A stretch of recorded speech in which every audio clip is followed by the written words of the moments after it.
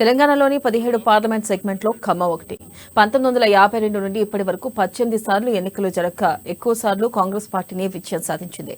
PDF 2 సార్లు, CPM, TDP, YCP, BRS ఒక్కోసారి గెలిచాయి. ఇక ఈ అసెంబ్లీ ఎన్నికల్లో ఖమ్మం పార్లమెంట్ నియోజకవర్గం పరిధిలోని అన్ని నియోజకవర్గాల్లో కాంగ్రెస్ జెండా ఎగరవేసింది. అసెంబ్లీ ఎన్నికల తర్వాత ఎంపీ స్థానాల్లో పోటీ చేయాలనుకునే వారి సంఖ్య కాస్త ఎక్కువగా పెరిగినట్లుగా తెలుస్తుంది.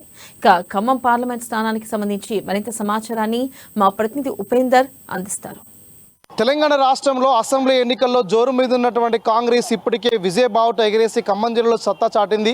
ఈ నేపథ్యంలో ఖమ్మం జిల్లాకు సంబంధించి తెలంగాణ రాష్ట్రంలో ఉన్నటువంటి 17 పార్లమెంట్ సెగ్మెంట్లో ప్రస్తుతం ఖమ్మం అసెంబ్లీ సెగ్మెంట్ ఒకటి ప్రధానమైనటువంటిదిగా చెప్పుకోవచ్చు.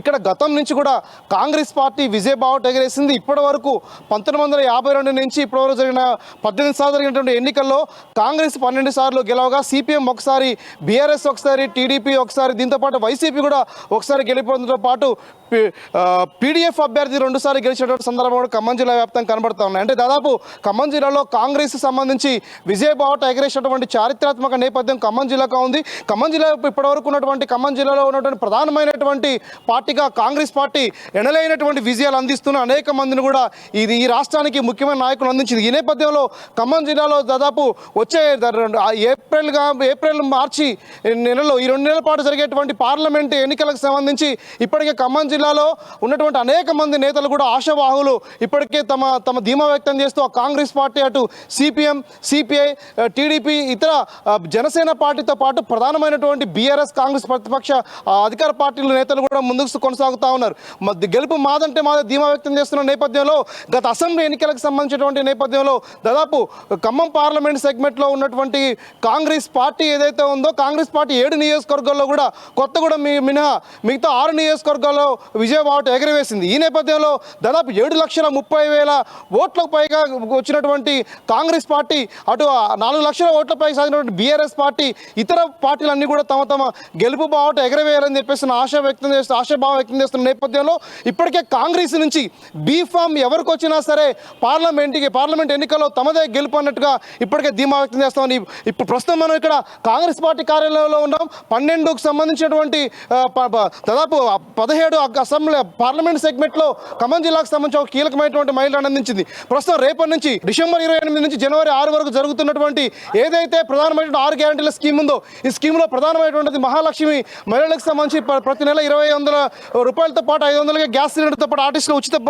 ప్రయాణానికి సంబంధించి కూడా ప్రధానమైనటువంటి కీలకంగా విజయాన్ని ఇచ్చేటువంటి అవకాశం కనబడుతూ ఉంది. మరోవైపు రైతు భరోసాకు సంబంధించి కూడా ప్రతి ఏటా కౌలు రైతులకు 15,000 రూపాయలు ఇవ్వడంతో పాటు 12,000 రూపాయల వ్యవసాయ కూలీలు కూడా ఇచ్చేటువంటి గొప్ప నిర్ణయం కాంగ్రెస్ పార్టీ తీసుకుంది. అదే నేపథ్యంలో వరి పంటకు సంబంధించినటువంటి వరి పంట ఒక్కొక్క కింటాకి 500 రూపాయలు బోనస్ ఇవ్వాలని చెప్పేసి కూడా ఆ రకమైన ప్రణాళిక రూపొందిస్తూ ముందుకు సాగింది.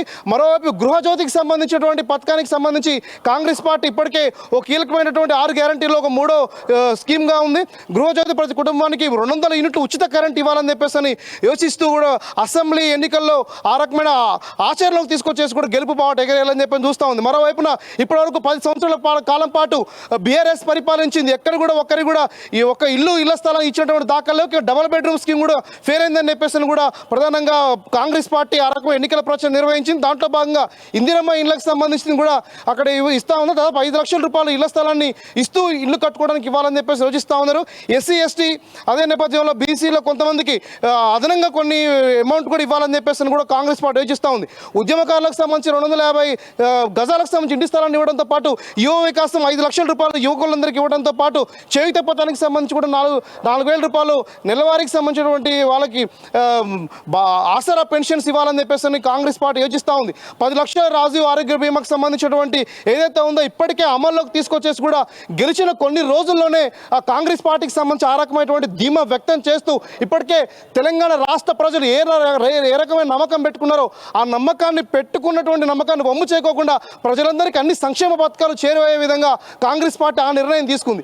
ఇదే నేపథ్యానికి సంబంధించి పార్లమెంట్ ఎన్నికల సందర్భంగా ఖమ్మం జిల్లాలో ఉన్నటువంటి ప్రధానమైనటువంటి కాంగ్రెస్ నేతలు ఎవరైతే ఉన్నారో ఇప్పటికే డిప్యూటీ సీఎం సతీమణిగా ఉన్నటువంటి మల్లు నందినితో పాటు అదే నేపథ్యంలో పొంగులేటి శ్రీనివాసరెడ్డి ప్రధానమైనటువంటి సోదరుడుగా ఉన్నటువంటి పొంగులేటి ప్రసాద్ రెడ్డి, అదే నేపథ్యంలో గతం నుంచి కూడా కాంగ్రెస్ పార్టీలో కీలకమైనటువంటి నేతగా ఉన్నటువంటి వంకాయలపాటి రాజేంద్ర ప్రసాద్తో పాటు మరోవైపున రాయల నాగేశ్వరరావు, మువ్వ విజయబాబుతో పాటు తుమ్మల యుగేందర్ పేర్లు కూడా ప్రధానంగా వినిపిస్తూ ఉన్నాయి కాంగ్రెస్ పార్టీ నుండి.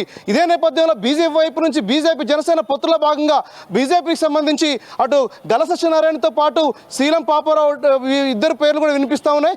ఇదే నేపథ్యంలో మన ప్రధానమైనటువంటి ప్రత్యక్ష పార్టీగా ఉన్నటువంటి ఏదైతే బీఆర్ఎస్ పార్టీ ఉందో బీఆర్ఎస్ పార్టీ నుంచి ప్రధానమైనటువంటి ప్రస్తుతం సిట్టింగ్ ఇక్కడ ఉన్నట్టు కొనసాగుతూ ఉన్నట్టు దాదాపు 168,000 ఓట్ల మెజార్టీతో 2018 ఎన్నికల్లో గెలిచినటువంటి ఎవరైతే సిట్టింగ్ ఎంపీగా ఉన్నటువంటి నామ నాగేశ్వరరావు ఉన్నారో తిరిగి కూడా సీటు తనదే అని చెప్పేసి ధీమా వ్యక్తం చేస్తున్న నేపథ్యం కూడా కనబడుతోంది.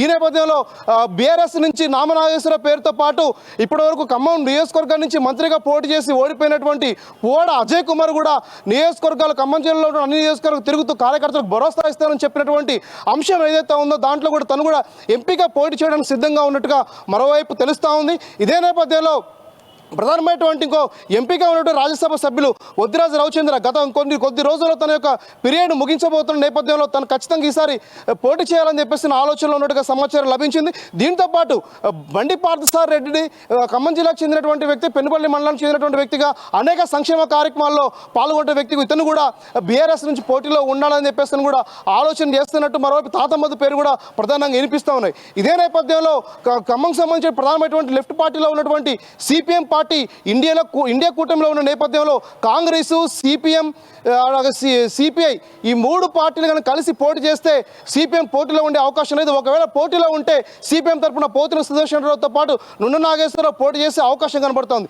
ఏదేమైనా సరే ఖమ్మం జిల్లాకు సంబంధించినటువంటి కాంగ్రెస్ కంచుకోటగా ఉన్నటువంటి నేపథ్యంలో ఖమ్మం జిల్లాలో ఉన్నటువంటి ప్రధానమైనటువంటి కాంగ్రెస్ పార్టీ ప్రతిపక్షాన్ని డిఫీట్ చేస్తూ ఖచ్చితంగా ఈసారి 2 లక్షల పైగా మెజార్టీ సాధించి గెలుపు బావుట ఎగిరేసేటువంటి అవకాశం కనబడుతున్న నేపథ్యంలో ప్రధానమైనటువంటి నేతలందరూ కూడా ప్రస్తుతం ఖమ్మం జిల్లా వ్యాప్తంగా కూడా ఆ ప్రజల్లోకి వెళ్ళి పనిచేస్తున్న నేపథ్యం కనబడుతుంది. ప్రధానంగా ఈసారి ఖమ్మం సెగ్మెంట్ నుంచి పార్లమెంట్ నియోజకవర్గం నుంచి ఎవరు బీఫామ్ తీసుకున్నా సరే కాంగ్రెస్ పార్టీ తరఫున గెలిచి పార్లమెంట్లో అడుగు పెడతారని చెప్పేసి ధీమా వ్యక్తం చేస్తున్న నేపథ్యం కనబడుతుంది.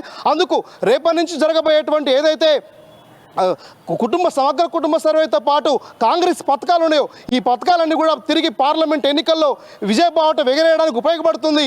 తిరిగి తెలంగాణ రాష్ట్రం నుంచి 17 మంది ఎంపీ స్థానాలను గెలిపించుకొని దేశంలో ప్రధానమైనటువంటి ఈ దేశంలో ఉన్నటువంటి ప్రధానమైనటువంటి భారత్ జోడో పేరుతో చేసినటువంటి రాహుల్ గాంధీ ఏదైతే పాదయాత్ర చేశారో దాని పేరు మార్చి ప్రస్తుతం భారత న్యాయ యాత్రగా నిర్వహిస్తూ ఉన్నారు. ఈ యాత్ర మరింత ఫలితాలు సాధించే తిరిగి దేశంలో కూడా కాంగ్రెస్ పార్టీ అధికారంలోకి వస్తుందని చెప్పేసినటువంటిది కూడా ఇప్పటికే ప్రజలు ధీమా వ్యక్తం చేస్తున్న నేపథ్యం కనబడుతుంది. ఏదేమైనా ఈ ఎన్ని ఫలితాలు రావడం కోసం ఇంకొక కొద్ది రోజులు దాదాపు ఇంకొక 3 నెలల సమయంలోనే ఈ పూర్తి స్థాయి ఫలితాలు రాబోతా ఉన్నాయి. కాంగ్రెస్ కూడా పార్లమెంట్ ఎన్నికల్లో గెలిచి దేశంలో కాంగ్రెస్ జెండా ఎగరేయాలని చెప్పేసి యోచిస్తారని చెప్పేసి కూడా ప్రజలు ఆశాభావం వ్యక్తం చేస్తున్న నేపథ్యం కూడా ఖమ్మం జిల్లా వ్యాప్తం కనబడుతుంది. ఇది ఖమ్మం జిల్లాలో ప్రస్తుతం పార్లమెంటు నియోజకవర్గ పరిస్థితి. కెమెరా పర్సన్ హరిత ఉపేందర్, అమానీస్, ఖమ్మం నుండి.